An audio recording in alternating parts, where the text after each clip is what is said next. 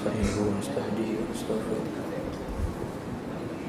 ونعوذ بالله من شرور أنفسنا وسيئات أعمالنا من يهده الله فلا مضل له ومن يضلل فلا هادي له وأشهد أن لا إله إلا الله وحده لا شريك له وأشهد أن محمدا عبده ورسوله اللهم صل وسلم عليه وعلى آله وصحبه. Assalamualaikum warahmatullahi wabarakatuh. Minggu lepas kita baca hadis sehingga hadis yang ke 700 33 lah. 732 muka surah 361 wa an ibn Abbas radhiyallahu wa an ibn Abbas wa Usamah bin Zaid radhiyallahu anhuma qala lam yazalin nabiyyu sallallahu alaihi wasallam yulabbi hatta rama jamratul aqabah. Hadis riwayat Bukhari. Daripada Ibnu Abbas dan Usamah bin Zaid radhiyallahu anhuma, mereka berdua menceritakan bahawa Nabi sentiasa membaca talbiyah sehingga beliau melontar jamrah Aqabah. Hadis riwayat Bukhari. Dalam hadis yang lepas kita telah baca berkenaan dengan pergerakan Nabi ketika melakukan ibadah haji. Bermula daripada Muzdalifah ke Arafah, kemudian kembali semula Muzdalifah, kemudian ke Mina. Jadi ni ada tempoh masa yang telah ditetapkan. Yang pertama sekali waktu wukuf hari yang ke-9. Ni wukuf ni rukun rukun. Cuma wukuf ni bila bermula dan bila berakhir. Mengikut hadis yang lepas kita telah baca, Nabi sebut siapa yang sempat wukuf siang hari atau malam dia sembahyang subuh bersama-sama kami di Muzdalifah ni, maka dia telah sempurna hajinya. Maka ulama buat istinbat di sini, mengikut Imam Ahmad, wukuf ni boleh dilakukan bermula selepas subuh hari yang ke-9 sehinggalah subuh hari yang ke-10, hari malam raya lah. Tapi pendapat jumhurnya kata wukuf ni bermula selepas zawal, selepas selepas gelincir matahari, selepas zuhur sampailah malam maghrib, kemudian sambung lagi sehinggalah malam. Cumanya Nabi wukuf start daripada lepas pada zuhur sampai maghrib sahaja. Kemudian Nabi bergerak ke Muzdalifah. Jadi orang yang tak sempat sampai di situ pada waktu tengah hari sampai petang, maka dia boleh duduk waktu malam wukuf waktu malam kemudian dia pergi ke Muzdalifah pada waktu sembahyang subuh sebelum subuh sampai. Itu yang pertama. Yang keduanya, orang yang lemah sama ada orang tua, kanak-kanak, orang perempuan, mereka boleh bergerak daripada Muzdalifah ke Mina 1/2 malam. 1/2 malam ni mazhab Syafi'i lah. Kalau mazhab ulama lain disebut, maksudnya sehingga lewat malam tak kira lah, separuh malam ke ataupun lepas pada Isya ke boleh gerak dah. Yang keduanya khilaf dari segi melontar bila ke melontar boleh. Jadi kita telah baca dua hadis baru ni, hadis Ibnu Abbas dengan hadis Aisyah. Jadi ulama sebut taufik ataupun penjelasan dua hadis ni, hadis Aisyah menunjukkan harus melontar sebelum subuh dan hadis Ibnu Abbas menyatakan afdal melontar itu selepas terbit matahari. Jadi kalau Nabi larang itu bukan maksudnya tak boleh melontar sebelum terbit matahari, tapi afdalnya ialah melontar selepas terbit matahari Jadi pendapat yang kuatnya, sahihnya ialah pendapat Aisyah Cuma afdal melontar selepas terbit matahari. Lebih-lebih lagi zaman sekarang. Zaman sekarang ni apa dia jemaah haji bertambah makin ramai. Jadi kalau kita sempitkan masa waktu tu, jadi merebakkan rush dah, orang ni kau ramai, jadi berebut lah. Jadi ni lebih memudahkan. Kalau mereka boleh melontar lepas subuh ataupun sebelum subuh, jadi mereka selamat daripada berteruk-teruk dengan orang ramai. Jadi itu fatwa hak diguna pakai lah. Jadi boleh mereka melontar sebelum subuh ataupun selepas subuh, sebelum terbit matahari.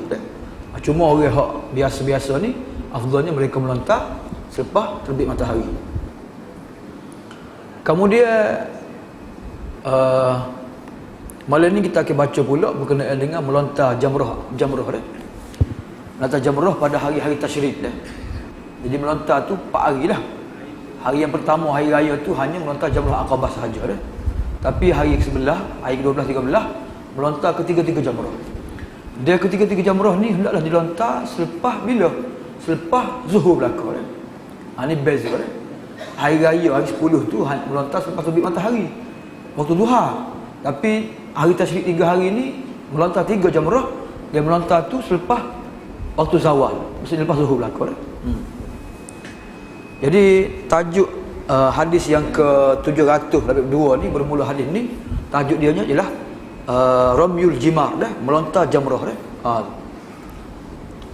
Jadi melontar jamrah ni termasuk wajib haji dah.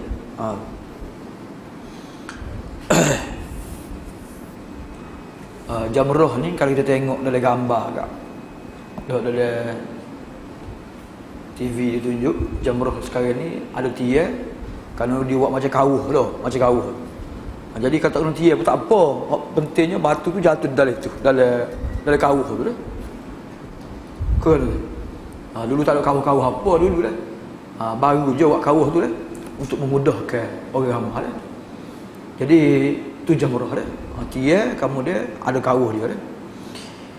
Okey, hadis yang pertamanya malam ni berkenaan dengan melontar daripada Ibnu Abbas radhiyallahu anhu.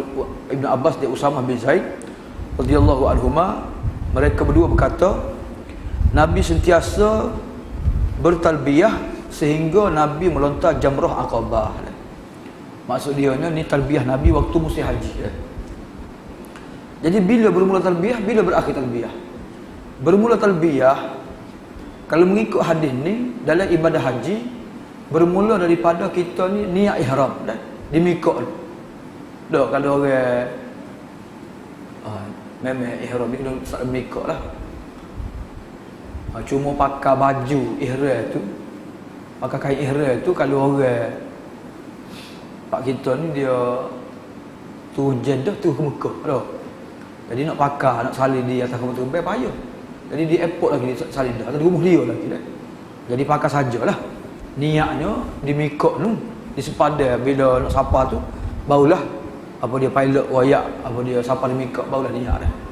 Jadi pakai ihram dulu lah, pakai kain ihram saja. Jadi start talbiyahnya ialah start daripada miqat sehinggalah kalau orang buat haji sehinggalah dia melontar. Bila? Itu hari raya, hari 10 Zulhijjah. Jadi ada pendapat mengatakan berhenti sehingga hari yang ke hari Arafah dah. Jadi pendapat sahihnya ialah ni dah hari 10 baru berhenti dah. Hari 10 baru berhenti dah. Soalnya kenapa hari 10 baru berhenti? Melontar jamrah baru berhenti sebab start melontar jamrah tu start orang buat melakukan haji akan mengakhiri ihram dia dah. Sebab dia akan melontar, lepas melontar dia sembelih, lepas sembelih dia pun cukur ataupun gunting, maka tahallul lah dia, tahallul yang pertama dah. Jadi oleh kerana melontar tu perbuatan pertama untuk tahallul, maka start melontar maka berhentilah talbiyah dah. So yang keduanya, untuk orang yang melakukan umrah, talbiyah dia bermula daripada dia miqat, dia ihram di miqat sehinggalah dia masuk Masjidil Haram dan dia nak memulakan tawaf. Situ berhenti dah. Bila nak start tawaf ataupun dia boleh hak Kaabah masuk masjid, maka berhentilah talbiyah, maka dia start tawaf dan habislah dia punya talbiyah dia. Jadi dalam hadis ni menunjukkan bahawasanya Nabi melakukan ataupun melontar jamrah Aqabah pada hari yang ke-10 dah. Jadi melontar jamrah Aqabah Hari 10 ni hukum dia wajib sebagaimana 3 hari yang lain lah.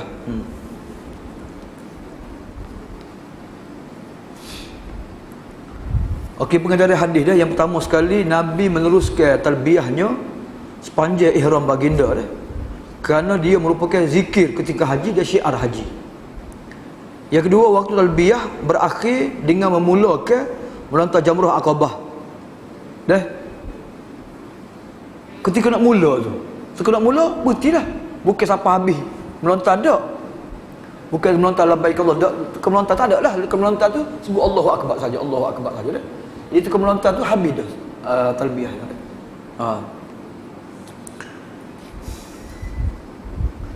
Hikmah talbiyahnya, iaitu talbiyah merupakan syiar haji dan menyahut pemanggil dan kenapa berhenti ketika memulakan jamrah? Kerana tu bermulanya kita tahallul dan bermulanya kita mengakhiri amalan-amalan haji Yang keempat, berhenti talbiyah ketika melontar jamrah Aqabah ni mazhab jumhur ulama iaitu mazhab Abu Hanifah, Imam Syafi'i, Imam Ahmad, Sufyan Ats-Tsauri, Ishaq dan pengikut-pengikut mereka. Bersandar kepada perbuatan Nabi dan Nabi sebut khudhu anni manasikakum, ambillah daripada aku ibadah haji kamu Kalau mengikut perbuatan Umar radhiyallahu anhu, katanya Ibnu Abbas, aku pernah melakukan haji bersama-sama Umar radhiyallahu anhu 11 kali Dan 11 kali itu Umar selalu talbiyah sehingga dia memulakan melontar hatta yarmil jamrah Jadi Umar pun mengikut dan menuruti sunnah Rasulullah sallallahu alaihi wasallam. Sebahagian mereka berkata talbiyah ni berhenti bila? Ketika masuk tanah haram. Sebahagian mereka berkata berhenti talbiyah itu ketika pergi pada hari ke-9 ke Arafah. Kedua-dua pendapat ni khilaf. Apa dia hadis yang sahih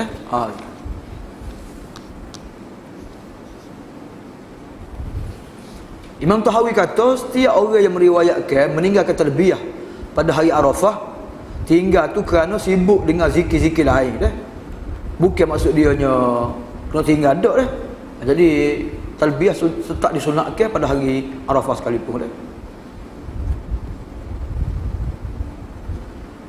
Dan menyokong pendapat Tahawi apa yang diriwayatkan oleh Baihaqi daripada Ibnu Mas'ud. Katanya Ibnu Mas'ud, sesungguhnya aku telah keluar bersama-sama Nabi daripada Mina ke Arafah. Nabi tidak meninggalkan talbiyah sehingga Nabi melontar jamrah Aqabah illa annahu yakhlituha. Cuma ketika mana melontar jamrah Aqabah, Nabi mencampurkan antara zikir takbir dengan tahlil Allahu akbar, la ilaha illallah Itu hadis yang pertama berkenaan dengan melontar Jadi melontar jamrah Aqabah pada hari 10 Dari situlah berhentinya talbiyah. Hadis yang ke 783 Wa an Abdullah bin Mas'ud radhiyallahu anhu annahu ja'ala al-baita an yasarihi wa mina an yaminihi wa ramal jamrata bisab'in hasayatin wa qala hadha maqamul ladzi unzilat alaihi suratul Baqarah muttafaqun alaihi. Abdullah bin Mas'ud radhiyallahu anhu meriwayatkan bahawasanya Nabi SAW jadikan Kaabah ni sebelah kirinya sebelah kiri Nabi Kaabah, sebelah kanan Nabi Mina Kemudian Nabi pun melontar jamrah Aqabah dengan 7 kali lontar Maksudnya di manakah Nabi berada ketika melontar jamrah Aqabah pada hari 10? Maka jawabnya ialah kiri Nabi menghadap Kaabah, kanan Nabi menghadap Mina Tapi sekarang ni di mana saja berada sekeliling Mina tu, sekeliling jamrah Aqabah tu boleh melontar belakang Kalau duduk tempat Nabi saja, berat dah. Mungkin orang berjuta. Kena. Jadi di mana-mana saja berada boleh melontar belakang. Cuma-cumanya Ibnu Mas'ud ceritakan di mana Nabi berada Kemudian katanya Ibnu Mas'ud, di sinilah tempat berdirinya Nabi ketika turunnya ke atasnya surah Al-Baqarah Kenapa Ibnu Mas'ud sebut surah Al-Baqarah? Sebab surah Al-Baqarah ni antara surah yang paling banyak Tuhan turun ke ayat-ayat berkenaan dengan ibadah haji. Kalau kita tengok ayat-ayat berkenaan ibadah haji ni, surah Baqarah ni, surah Baqarah juzuk yang kedua ni, tengah juzuk kedua tu, bermulanya ayat-ayat haji dah. Kalau sini ayat yang ke-189 lagi dah. Yas'alunaka 'anil ahillah qul hiya mawaqitu lin-nasi wal hajj wa laysal birru bi an ta'tul buyuta min zuhuriha walakin birru man ittaqa wa'tul buyuta min abwabiha wattaqullaha la'allakum tuflihun. Kamu lihat tengah-tengah tu ayat jihad dah. Kamu lihat sebut pula dah wa atimul hajja wal umrata lillah dah. Ayat yang ke-199 dah. Kamu lihat ayat selepas dia 197, 198, 199 dah. Sehinggalah ayat 202 dah. 203 dah. Tu ayat-ayat berkenaan dengan ibadah haji dah. Jadi banyak ayat-ayat berkenaan ibadah haji Tuhan sebut dalam surah Baqarah. Sebab itulah Ibnu Mas'ud ayat di sinilah tempat di mana surah Baqarah diturunkan kepada Nabi SAW. Di mana? Di Mina dah. Tempat melontar dah.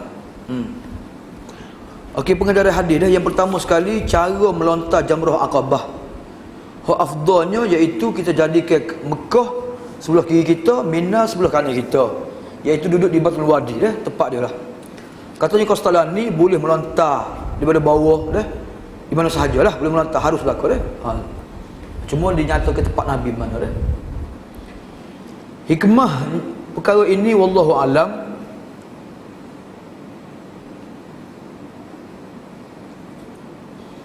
Jadi cara yang disebut Ibn Mas'ud sini maksudnya orang yang melontar tu menghadap kepada tempat melontar lah, marmah lah.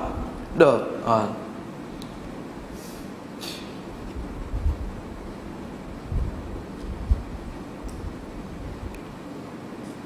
Jadi sininya dia beza sikit dah dengan hak lain-lain.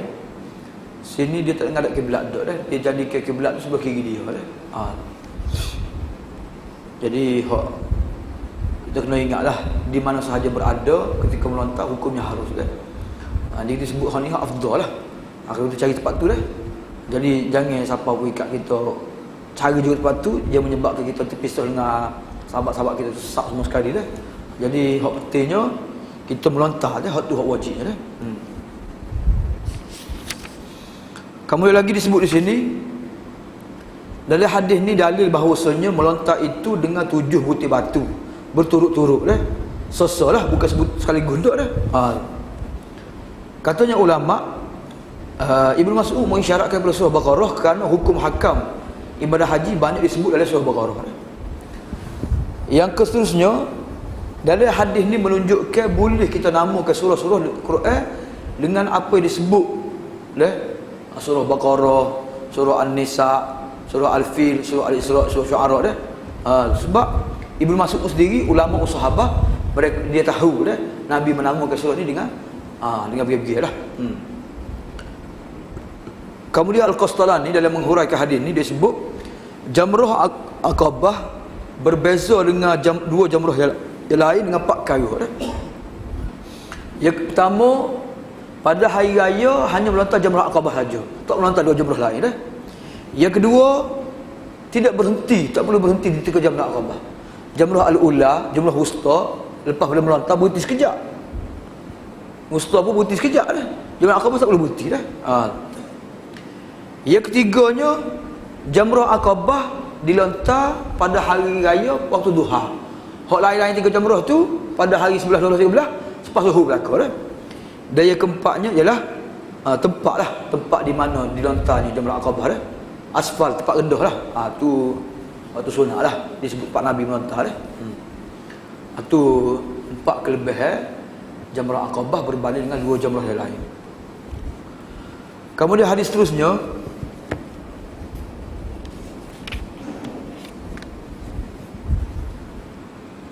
hadis yang keseterusnya, wa an Jabirin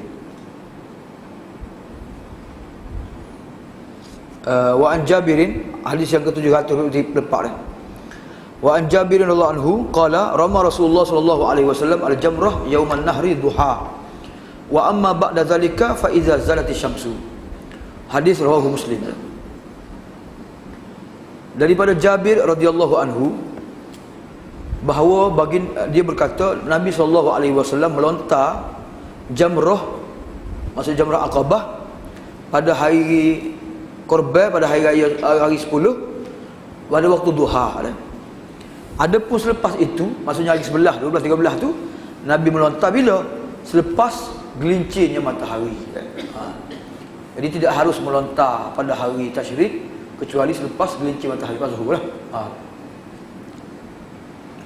Jadi melontar jamrah Aqabah ni tersebut dah saat ni untuk orang-orang yang lemah, kanak-kanak, orang tua, orang perempuan yang pergi awal tu ke Mina, mereka boleh melontar sebelum subuh atau selepas subuh boleh.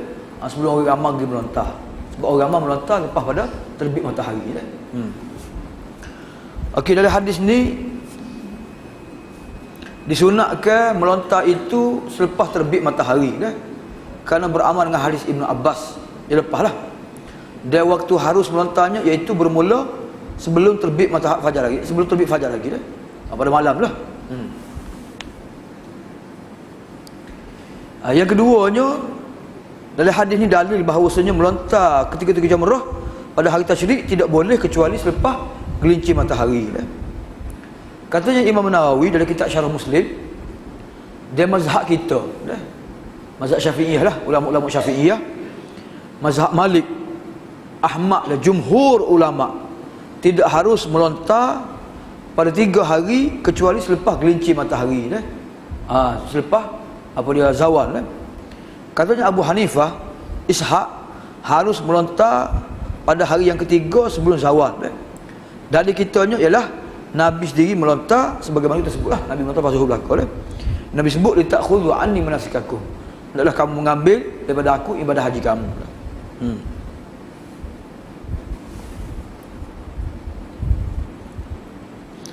Okey. Melontar pada 3 hari ni bermula selepas gelincir matahari. Bila berakhir? Start pada lepas zuhur sampai bila?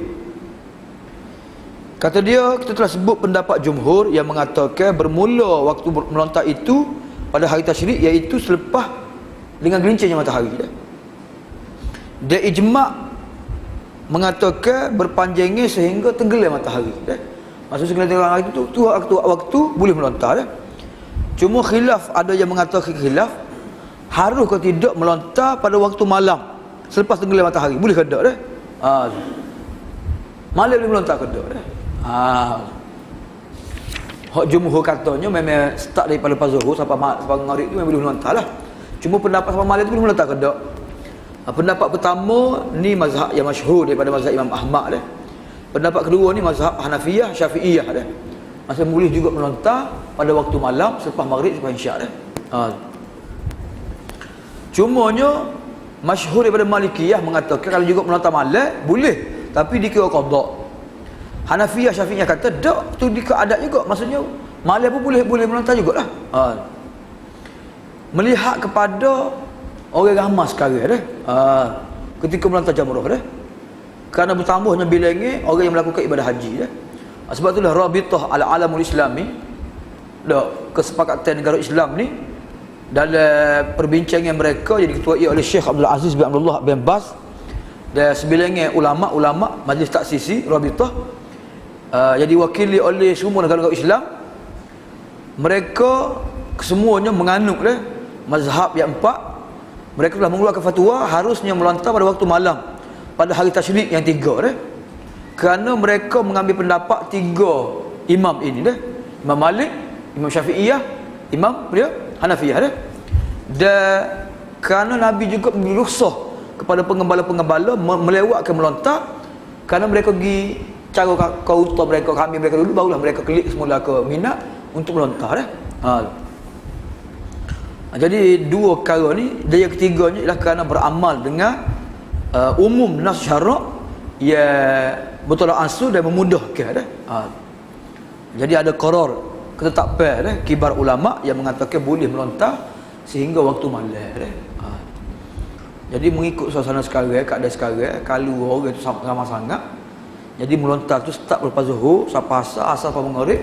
Kalau tak sebab juga lepas sebelum maghrib boleh melontar lepas pada maghrib, pada isyak, sehinggalah esok ke pagi dah. Tu kira hari sebelah lah. Esok ke tu hari 12 pula. Dah start zuhur pula. Siapa esok pagi tu. Kemudian 13 begitu juga dah.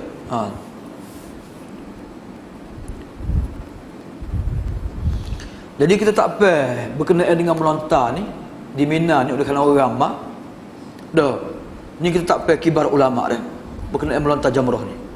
Yang pertama harus melontar jamrah Aqabah selepas tengah malam pada malam raya kerana prihatin kepada golongan wanita, orang emas, dia orang uzur dia orang yang menguruskan mereka kerana terdapat hadis-hadis sahih dan asal-asal yang menunjukkan harus melakukannya jadi sebelum subuh tu boleh melontar dah.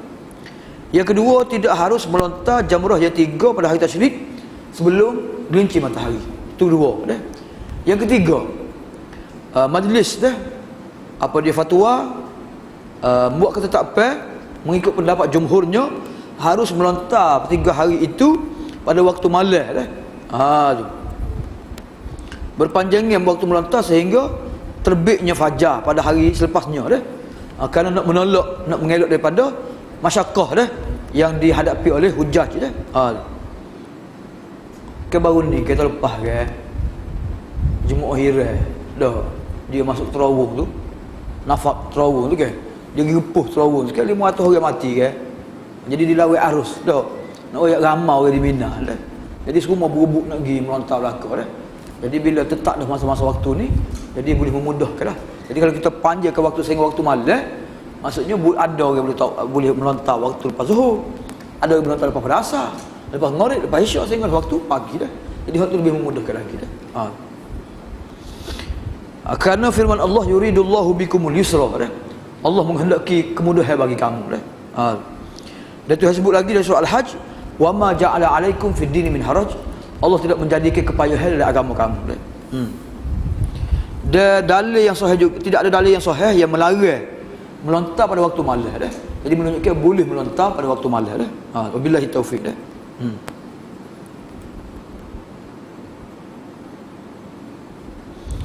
dia boleh juga menangguhkan melontar itu semua sekali ketika 3 hari itu sehingga hari yang ke-13 hari 11 tak melontar, 12 tu tak melontar, hari ke-13 baru dia melontar tapi kena ulang tak kena berapa kali melontar 3 9 kali melontar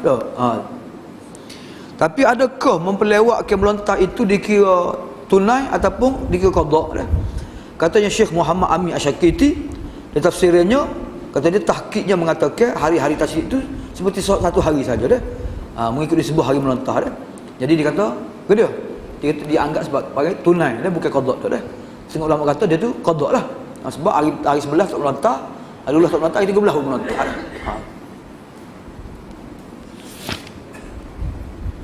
itu hadis berkenaan dengan waktu melontar jamrah 3 jamrah Kemudian seterusnya hadis yang ke-785 wa an ibni Umar radhiyallahu anhuma annahu kana yarmil jamratad dunya bi sab'i hasayatin yukabbiru ala isri kulli hasatin thumma yataqaddam thumma yusahhil thumma yushil fayaqum fayastaqbilul qiblata thumma yad'u wa yarfa'u yadayhi wa yaqumu tawilan thumma yarmil wusta thumma ya'khudhu zata shimal fayushil wa yaqumu mustaqbilal qiblah thumma yad'u wa yarfa'u yadayhi wa yaqumu tawilan thumma yarmi jamrata zatil aqabah bimbatil wadi wa la yaqifu indaha thumma yansarif fayaqulu hakadha ra'aitu Rasulullah sallallahu alaihi wasallam yaf'aluhu. Hadis rawahul Bukhari. Ini hadis ni memperincikan cara bagaimana sunnahnya yang dilakukan Nabi dan para sahabat ketika melontar jamrah Aqabah pada hari-hari tasyrik. Macam mana Nabi buat Hadisnya daripada Ibnu Umar radhiyallahu anhuma. Ini Ibnu Umar ni masyhur seorang sahabat yang syadid amat bersungguh-sungguh dalam mengikuti sunnah Rasulullah sallallahu alaihi wasallam. Ibnu Umar ni dia melontar jamrah ad-dunia Jamrah ad-dunia ni maksud jamrah paling dekat dengan Mekah lah. Jamratul Ula dia melontar dengan 7 kali lontar. Dan dia bertakbir setiap kali ketika melontar. Sebab melontar sebut Allahu Akbar, melontar Allahu Akbar. Thumma yataqaddam, kemudian dia maju ke depan. Thumma yushil fayakumu, kemudian dia pun berdiri dah.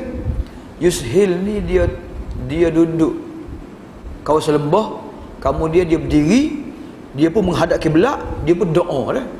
Jadi dia angkat dua tangannya, dan dia berdiri lama doa dah.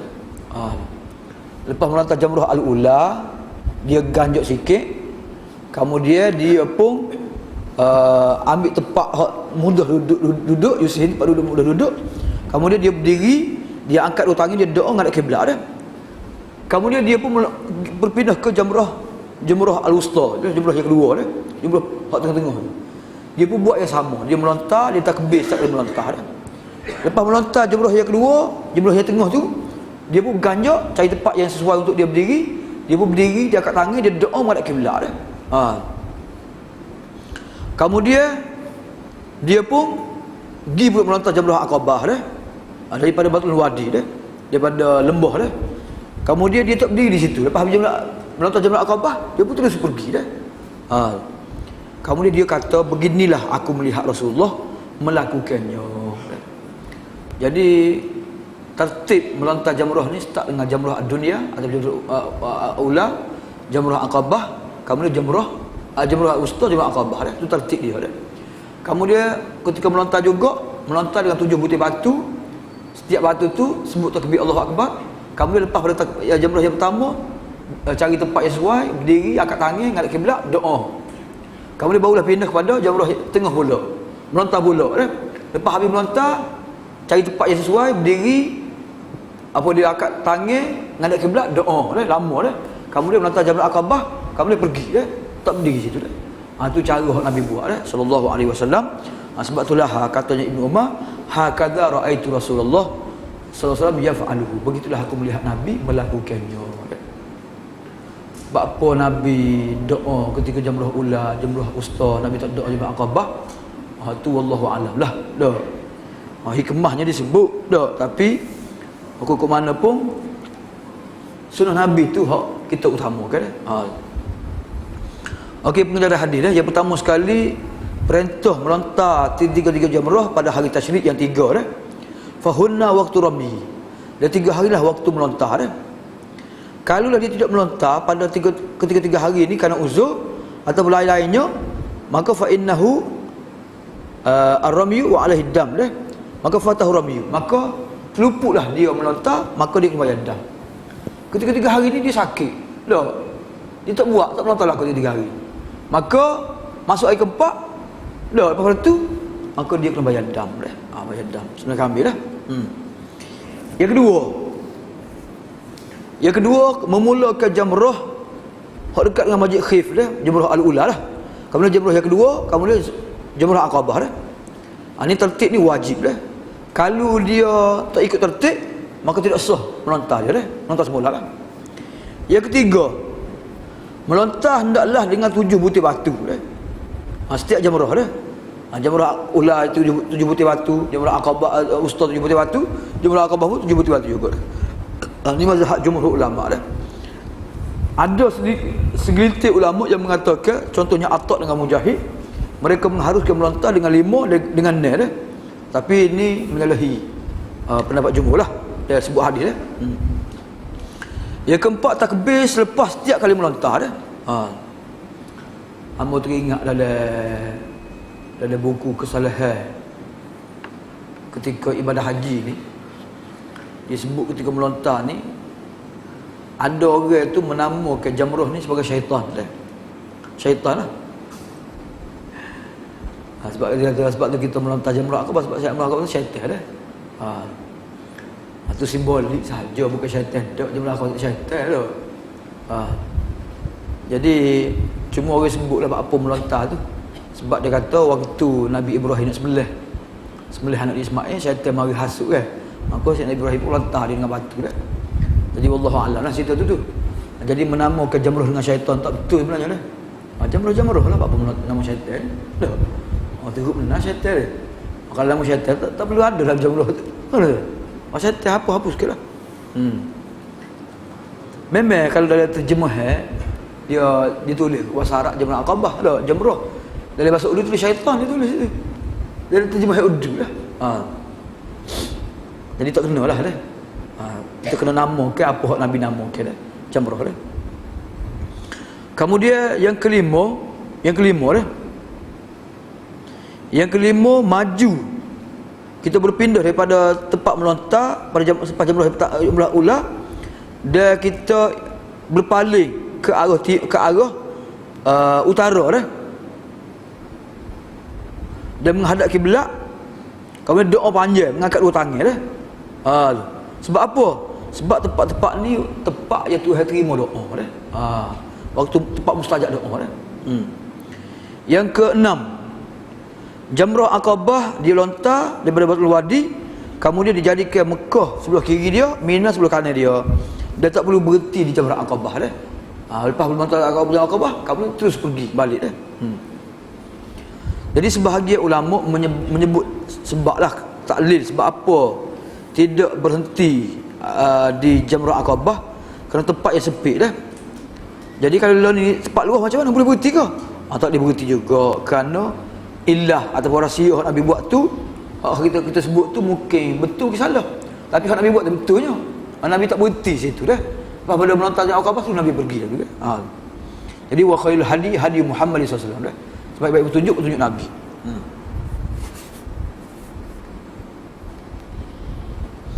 Jadi cara yang disebut saat ni, cara yang lakukan oleh baginda, maka cara yang paling afdal dah.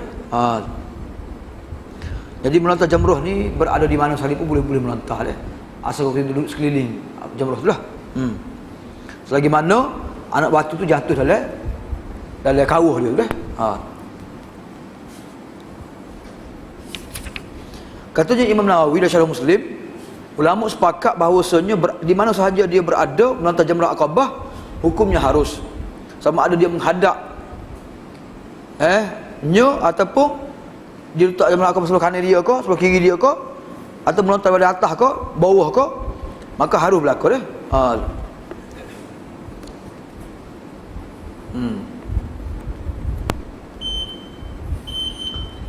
Kemudian seterusnya, tu habis berkenaan dengan melontar dah.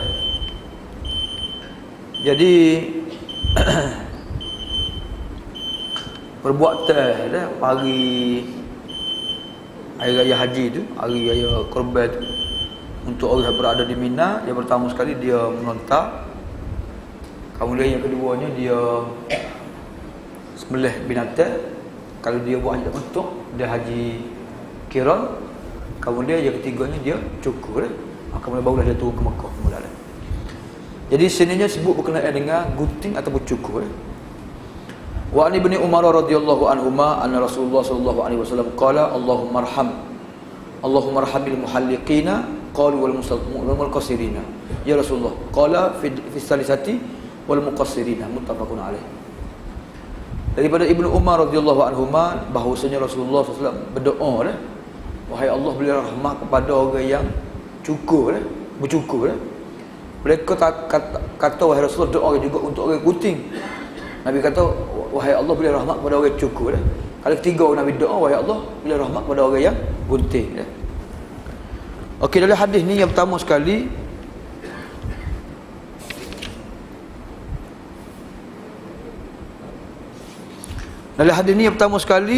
gunting ataupun cukur merupakan salah satu daripada ibadah-ibadah haji. Dia syiar-syiar haji dah. Dan pendapat yang rajihnya, cukur dan gunting ni hukumnya wajib, daripada wajib haji dan umrah dah. Yang ketiga, hadis ni menunjukkan kelebihan bercukur berbanding dengan gunting dah untuk orang lelaki dah. Ini disepakati oleh ulama dah.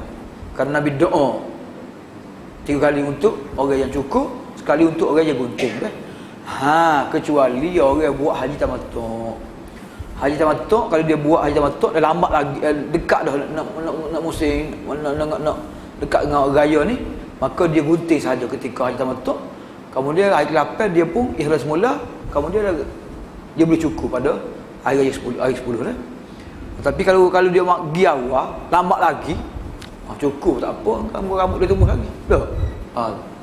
Tadi orang hak buat haji tamattu' dia hampir-hampir dekat-dekat bulat dengan haji ni, dia hanya gunting saja dah.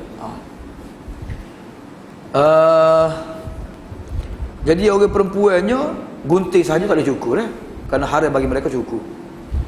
Yang keempat, cukur atau gunting ini ibadat ini merupakan mazhab imam yang tiga Abu Hanifah, Malik dan Ahmad dan ini merupakan ibadat yang diberi pahala melakukannya dia akan dihukum azab orang yang meninggalkannya Allah berfirman dalam surah Al-Fathu ayat yang ke-27, la tadkhulunnal masjidal harama insyaallahu aminina muhalliqina ru'usakum wa muqassirin. Kamu pasti boleh masuk Masjidil Haram insya-Allah dengan cara keadaan aman, keadaan kamu gunting, kamu cukur kepala kamu cukur rambut kamu ataupun kamu gunting Tuhan sebut cukur dulu Jadi Tuhan sebut nikmat untuk mereka, Tuhan sebut mereka akan masuk Masjidil Haram keadaan aman dan mereka cukur Jadi ini menunjukkan bahawasanya itu ibadat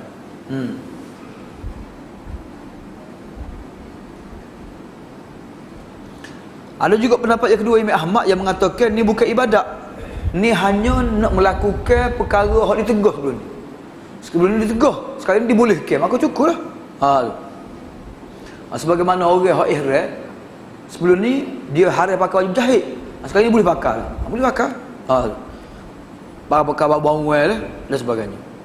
Tapi hak sahihnya pendapat jumhur lah. Kemudian dalam hadis ni juga disebut cukur atau gunting ni seputih kepala bukan gunting 2-3 orang dak laki-laki ni. Orang perempuan pun gitu juga setiap bahagian rambut dia ni kena gunting-gunting belakang gunting-gunting belakang. Jadi orang laki-laki kalau gunting belakang, kalau cukur belakang bukan cukur sikit-sikit dak Dia hak ni dah dilakukan oleh Nabi sallallahu alaihi wasallam Katanya Ibnu Hammam dalil menunjukkan bahawa cukur seluruh kepala dan Imam Nawawi menakalkan ijma' cukur sebutir kepala ijma' sahabat dan salaf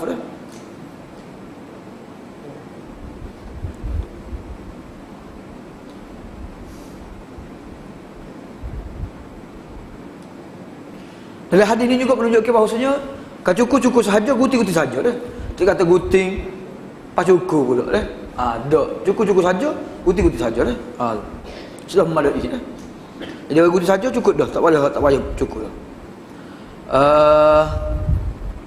jadi cukur dengan gunting sini rambut kepala sahaja bukan bulu-bulu lain tak perlulah misal ke lain-lain ke tak perlu cuma sunat kita hilangkan bulu-bulu lain kalau ada lah bulu ketiak misal kita semua sekali lah bulu-bulu ada ni jadi janggut disunatkan hilangkan juga pada hari tersebut kekat kuku dan sebagainya.